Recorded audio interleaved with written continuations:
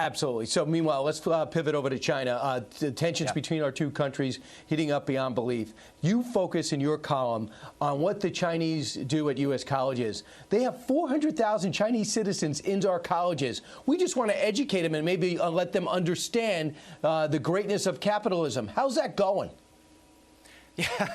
Yeah, so one thing that I'm hoping in the wake of Corona and all of this is a real awakening and a wake-up call for all Americans that the Chinese Communist Party are not our friends, and they explicitly seek to dominate the United States. They're going to do it by stealing our technology to dominate us economically.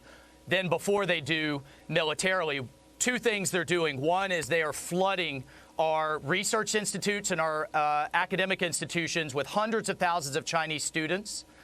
I want to be clear, these are not bad kids, but under Chinese law, they have to vacuum up everything they're asked about by the Chinese Communist Party, and it goes right to their military. Robotics, nanotechnology, advanced materials, artificial intelligence, and on and on.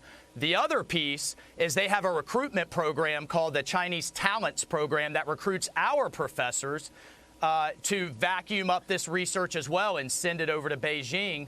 One of them was just arrested, the head of Harvard's chemistry department, who had taken over $15 million in Defense Department and NIH research funding, but then was working at, guess where? The Wuhan Institute of Technology, and taking $50,000 a month on that end. And just, look, I am tired as a lawmaker of providing hundreds of millions of dollars of U.S. taxpayer money that should be funding our advanced research, and it going right out the door to Beijing. I've introduced legislation to stop it. Yeah, of course, universities want the money, so they take it. Like we actually know their grades, like they're worthy, more worthy than American students.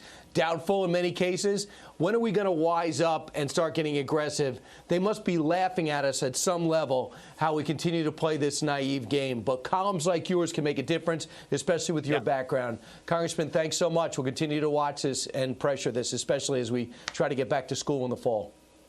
Yeah, thank you, Brian. And if they're not stealing it that way, they're doing it through cyber, or then they buy these distressed American companies, all of which we're going to stop in the wake of this. You got to. It would be great to have some Democrats see the danger here.